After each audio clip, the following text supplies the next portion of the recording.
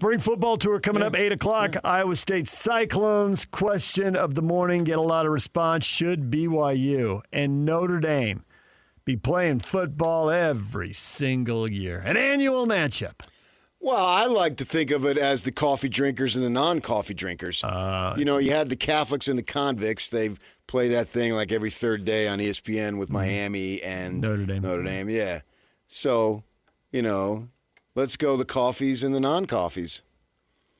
I don't want to go Catholics and Mormons because the Mormons don't really want to be called the Mormons anymore. And then you can't go the Catholics versus the members of the church. It's way too long. It doesn't. You know what I mean? It doesn't roll off. There's no rollage there. No. Yeah. It doesn't fit in one of your old school headlines. Probably wouldn't fit on a new school headline on my phone either. So there you go. Right. So you would need a big TV to read that entire headline. You can't go that one. That doesn't work. Yeah. Aaron says, I would expect better social media fodder than this from you, two longtime professionals. Notre Dame's place in college football is light years ahead of BYU. The Irish can essentially play anybody they want at any time. Except USC. Except, I was about to say, this is actually happening for a super specific reason, Aaron. Well, it wasn't something that I concocted. They were discussing it. I saw that what's his name, Ari Wasserman? And whoever the other guy was, I don't remember. Andy Staples. And and those are names. Those are national names. It's not us two. And they were discussing it and how they thought it's a real possibility and it should be done. That's what prompted it. I didn't prompt it. Notre Dame. So shut the hell up. Notre Dame wants intersectional games, and they literally can't get anybody they want at any time because they want Notre Dame at home in October and in the Coliseum in November. SC, but SC, yeah. And SC doesn't want to do that. Right, because SC's too busy trying to win the national championship. Yeah, okay. 24-17 in the last 41 games. That's right around the corner. Well, yeah, but that's before. Oh, yeah, now they're ready. They're prepared now. New day. We got 7 classes in the top 5, and so now we're ready to go. Do you think Notre Dame called UCLA to see if they want to go home in October and November? Just to stick it to SC? That would have been a level of pettiness I would have applauded. That would have been great. I just don't think that conferences want to play that program. Non-conference would games. Want that. Yeah, too much for UCLA to handle. They're too far down. Yeah, we'll see. They got the new coach and all that, and we'll see how Chesney, not related to Kenny, we'll see what he does. He's got some momentum. I just saw a thing as I was looking yesterday. The Sun Devils got the number 1 recruit in Arizona. He is an offensive lineman, top 10, blah blah blah, and Utah was on the list. So they flashed that one Chris Cartman guy that we've had on. He put up a thing, top recruiting things, and UC Los Angeles is gaining momentum. So good for them. We'll see how that plays out. And it's still way early. You're talking about the class. These kids have to play their senior season, so who knows? There's a million things that can happen between now and by the time they get to the campus a year from now. And then, let's see. Then do they there's play? A year. So there's a year. They got to play high school football in the fall. Then they'll go to spring. But will they flame out, get hurt, transfer? Yeah, there's a million things that can flip happen. On their commitment. Right. Yeah, it's great, and it gives you a little buzz because you can get on social media, and then the coaches can, Kenny Dillingham activate the Valley, blah blah blah, and he did this thing. I got to give him credit. He's a young guy. They just turned 36, going into his 5th year, and he's 36, maybe his 4th year. So he did a thing over the summer where he gave guys who were going into their junior season, they called them the golden ticket. Remember that? Mm-hmm. And this is obviously one of the kids, and so they got him. But I've been for Chesney, what he's doing over there with his program, it's probably not in the best interest. But for BYU is a mature program. And yeah, if they have this opportunity and build something new and see if it sticks. And you play Notre Dame, you could play them on Mars and it would sell out. I mean, that's just a fact. It'll help you re-up season tickets. Yeah. It'll help you justify raising prices. I've seen Notre Dame now in 3 different entities. What does that mean? Venues. Oh, okay. Better word. South Bend, Provo, and Las Vegas. For locals. Oh, so I know they've done it. You've seen BYU or Utah playing Notre Dame in 3 different places. Yeah. Just the local teams. Yeah, and it's a sellout every time, and it's an event, Every time. When you're walking to the stadium, when you park, you feel like, okay, this is something beyond the ordinary. It's something different. It's something special. So for BYU's sake, especially if they expand this playoff, they go to 24. I mean, you're going to have to mitigate the loss of the importance of the regular season, you're going to have some bigger matchups. And meaning that if you lose, the loser, it's not like it's a crushing blow. The bigger the playoff, the more hit the regular season is. So you got to add juice. You can't have both. You got to add juice to the regular season. Right. Right. So don't be out there playing a MAC team. Yeah. Go out there and play Notre Dame. Yeah. The days of BYU playing New Mexico State need to be over if 9-3 is going to get you in. Exactly. That was something they had to do in Independence when they needed games. Yeah. But turn the page. And you can have big games now when we get to that point, and it does seem like it's a matter of when, not if.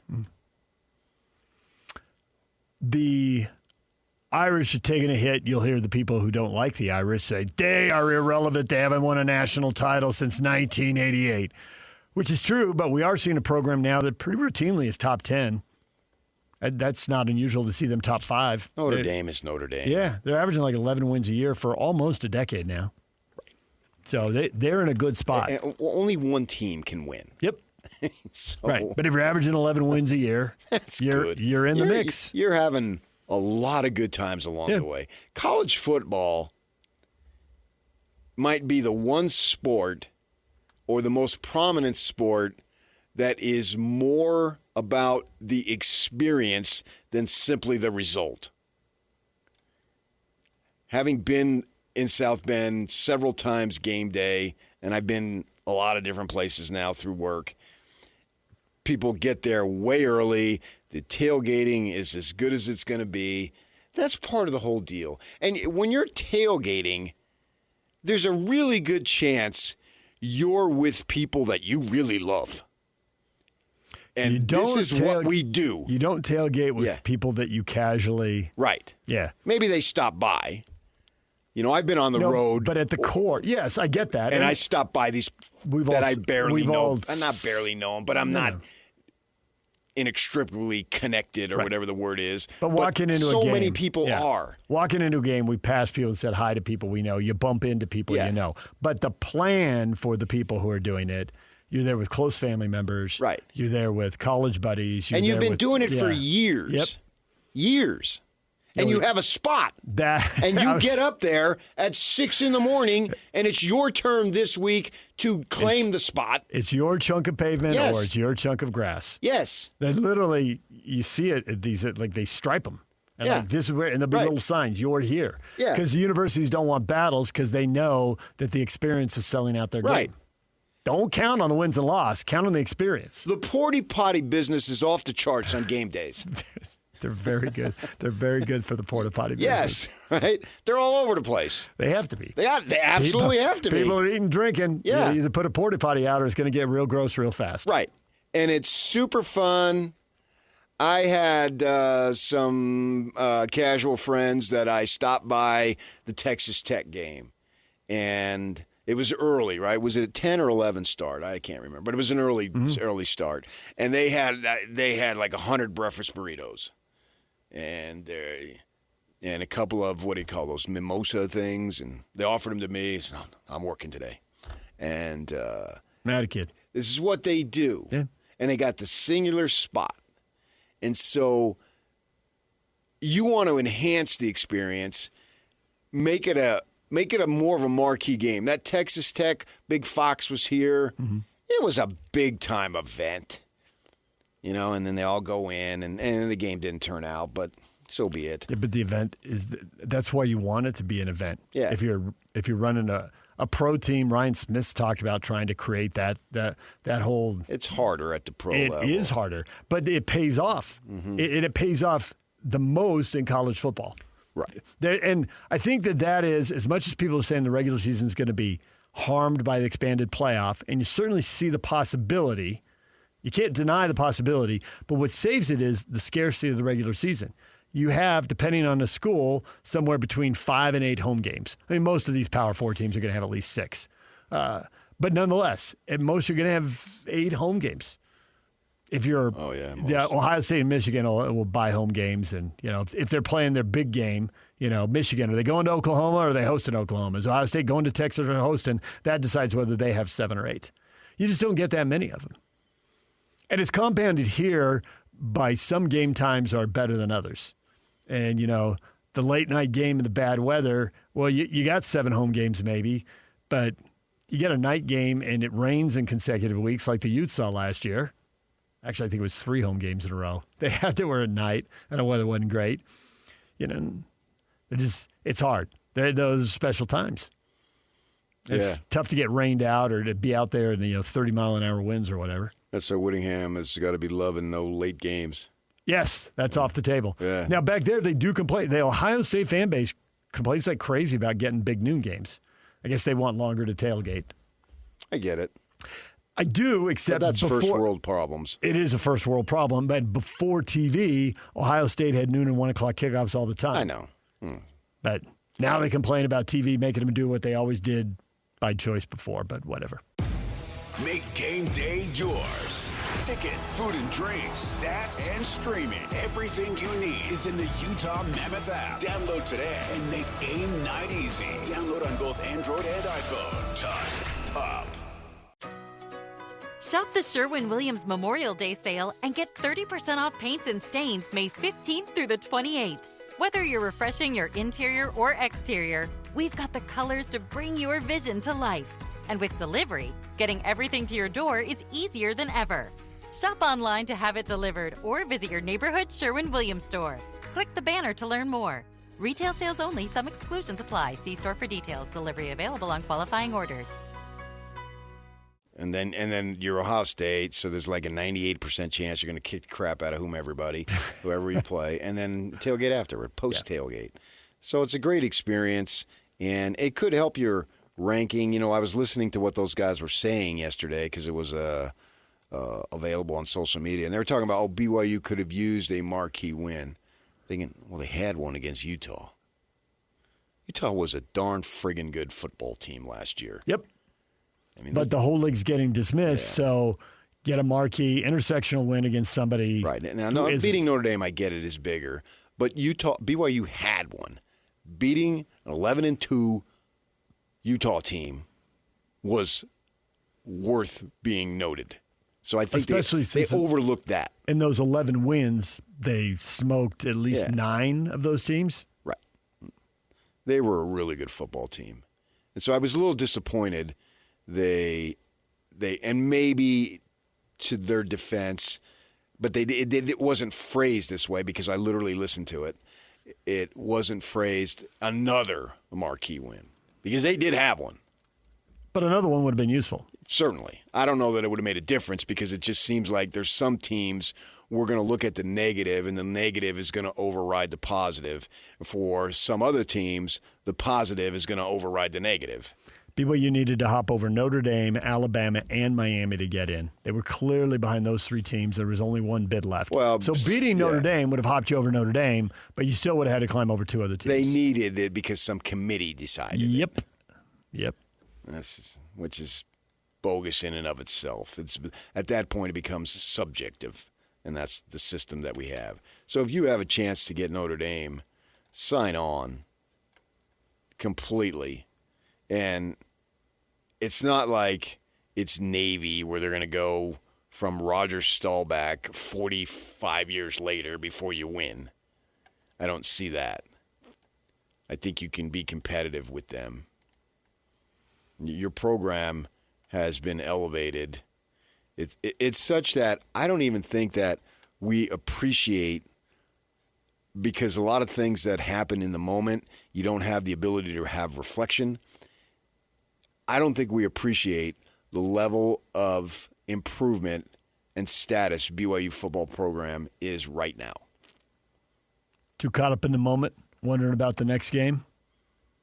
Yeah, this is a team that has won double digits here 2 years in a row at the Power 4 level. It's something that has never been done.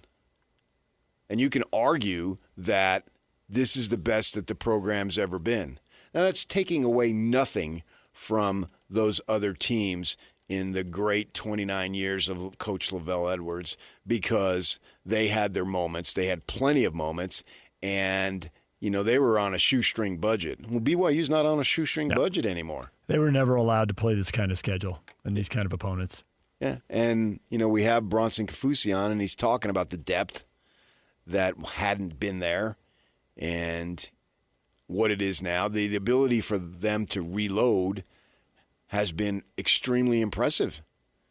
And that's why it's silly to call it the Mormons and the Catholics, because BYU's got a lot of guys that aren't. Clearly. Right. And the basketball team should have been, instead of bleep the Mormons, where's the Mormons? Where's the Mormons? They were in short supply last year on the basketball team, which is fine. I don't care. It doesn't matter to me. But the reality is they've expanded their recruiting base, and kids have bought into it, and they're willing to buy into it, and which is great for them. And if they get the kids who, the A.J. DeBonces of the world and Bear Bachmeyers who are going to represent you, great. Bring them on in. The fans certainly don't matter as long as they're ballers and don't embarrass the institution. So what do you think the odds are this happens? And if it does happen, under what conditions will it happen? I mean, if they're playing, if they sign a 4-year contract, I don't think BYU's ever going to be able to get a one for one. But does Notre Dame want to go to cities BYU wants to go to? Because they do have that, they like to rotate around the country, and there aren't necessarily opponents in every corner of the country they want to play. Well, so I think that if you keep it in the West for the BYU sake. Yeah. Because we know in the West there's a lot of BYU fans that live in these communities and will come out. You have the Cardinal Stadium in Glendale. Yep. BYU's played there. BYU went and played Army once in San Antonio in the Alamo Dome. Bet the Cougars could draw some people there. They could. I mean, it's not as cool as going to Vegas and Arizona, which are NFL stadiums, domed. You don't have to worry about any extreme weather. Right, and there's a stronghold of Latter-day Saint folk. And if they want to go play in L.A. and USC won't play them, go to SoFi and play BYU there. Cougars could live with that. Easily. There's 3 NFL stadiums they could fill pretty quickly. Yeah. Any place in the West is guaranteed to be an extremely hot ticket. No question about it. So if I'm Santiago, that piqued my interest, and I'm trying to see what can be done. And if it's not something that can be done annually, get it semi-annually or some form of regular. And the Big 12's got to work with BYU on the scheduling to give them something later in the year, because the Big 12 wants this to be part of the TV package. Yeah, I mean, they'll work with Notre Dame. Yeah. And do whatever you need to do. They're doing it this year. I mean, Game 2 is against Arizona, right? Yep. Who you got? Utah Tech in the first game, and then you got the Cats in the second game. That's great. That gives you a little bit of separation too, because a lot of schools, they're not into conference play yet, and they're playing Chico State still. And you're going to play Arizona, which has a quarterback, and Yogi Roth put out a thing that the Fafita is capable of winning the Heisman. Right. And he probably won't. I mean, it is Arizona.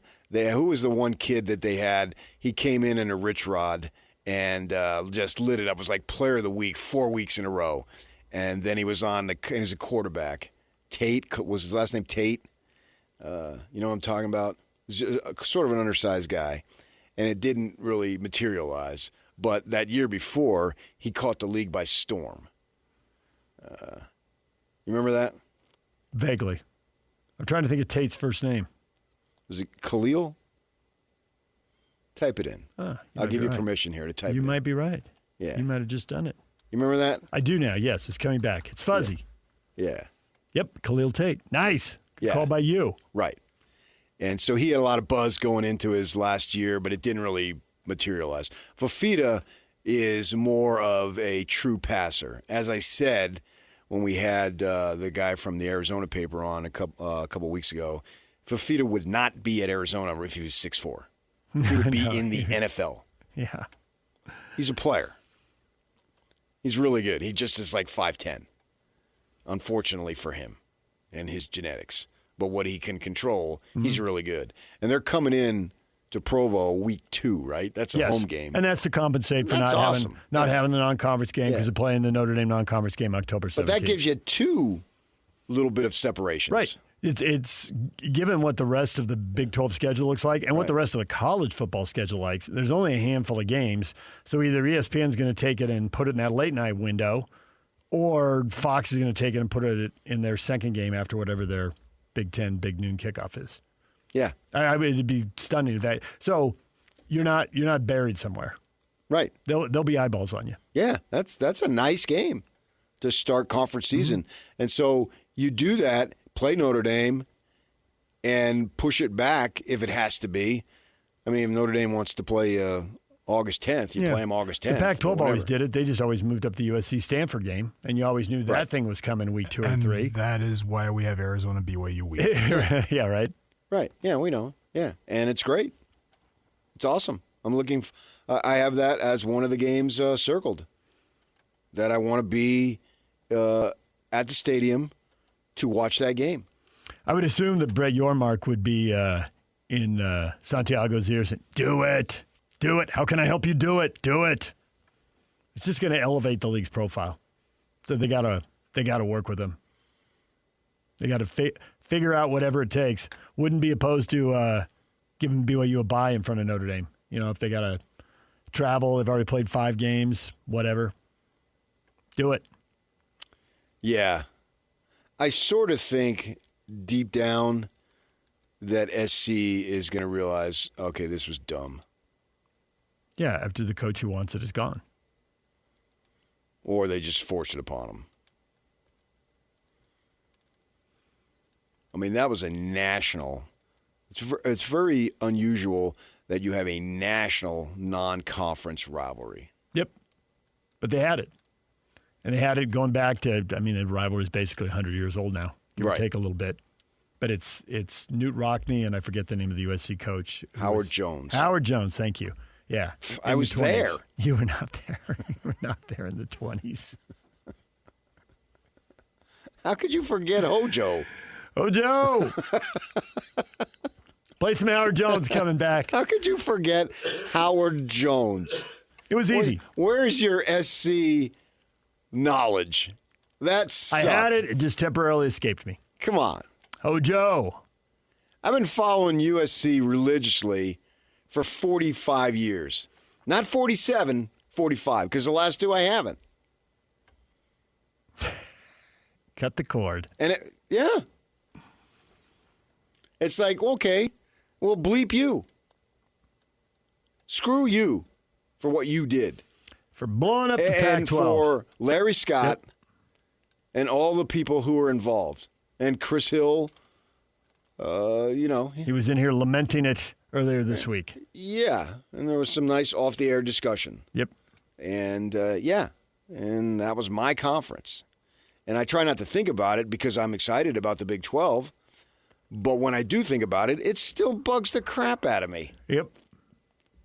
And I know it does Ute fans, too. And it should. I'm right there. Things you love about sports that go away and don't appear to go away for any good reason. Teams moving and leagues breaking up. Yeah. I like new cities getting stuff, but it's just better when it's expansion. And I saw a thing that had the ACC baseball tournament in a single elimination. Cal and Stanford playing in Charlotte. What are we doing? What are we doing? And they got about 15 places they could play in the Bay Area that have decent stadiums. They do. That's actually a lot of nice places to play. Go to San Jose. I've been to San Jose's baseball stadium.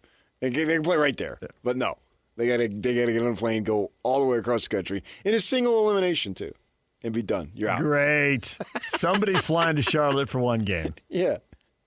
But actually, I've been to both Cal and Stanford stadiums, and they're good too. Yeah. But money's tight. But let's fly a baseball team across country for one. You're taking shots at the Big Ten, at the beachfront, and going to Palos Verdes, which I misspelled. you butchered it. I hit the I instead of the O. They're right next to each other. And I it's didn't see the typo. Verdes. It's not Verde. That part was probably just me getting Let's go to stupid. Rancho Palo Verde. He had whatever. Palos Verde. Palos Is Verde. there someplace down in close to the border that I don't know is. about? I It looked is. it up. Yeah. Palos It's further Verde. down the coast, PK. I saw the first typo. I didn't I get thought the maybe second it was one. down Ensenada or That a was- little that below is- the border. that Rancho is Palos ridiculous. Verde. You got to go like one of the most places. They go. Can't even just be like in the middle of Palos Verdes. You got to go. You got to go on the bluff. Yeah, I've got some college roommates who grew up there who'd be upset about that. It's PALOS. I know it's OS. VERDES. Yeah, that part I probably need an education on. Everybody just says PV. You don't have to spell it out. Why? But you did, and I did. honestly I thought, thought for is people there here. a place? Maybe No. it's in up there, between. Like in the Big Sur somewhere, someplace you haven't heard about. Yeah, right. Yeah, that's what it is, PK. That's what it is. I literally is there a place that I'm unaware of? There's a big coastline there. Although I've taken that drive multiple times, I thought maybe he knows something I don't. I fat thumbed the first one, and I saw it later, and I was like, but I didn't get to the second one. But the first one I fat thumbed, and I was like, oh, dude. I thought they created a new place, built a new hotel. On the bluff. Dude from Penn State's like, yeah, that's a good place to meet. I don't want to be here. I understand the point you were It's only making, $1,500 a night here. but the location, Just setting money on fire. Get it Yeah, right. Just set it on fire. so away you go there. Every day, Stanford Medicine advances human health, turning scientific discoveries into newfound hope and breakthrough innovations into personal triumphs.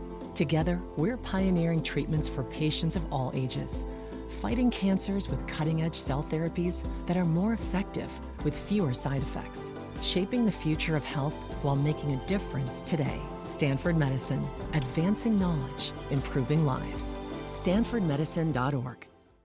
Summer is all about freedom, fun, and growing up. And between the ages of 9 and 13, kids are starting to form their views about alcohol. With more independence, their still developing brains need more guidance and support than ever. That's why summer is the perfect time to stay connected and plan fun, safe family activities together. Research shows kids who spend quality time with their parents doing what they enjoy are less likely to drink underage. And when kids feel close to you, they're more likely to listen, especially when you set clear expectations. In fact, kids who drink before 15 are far more likely to struggle with alcohol later. This summer, create a no-bummer summer with fun, alcohol-free activities for your kids. Go to summer.parentsempowered.org to take a quick quiz and discover ideas tailored to your family. A little time together can make a big difference. For more information and to learn more about how to prevent underage drinking, visit parentsempowered.org.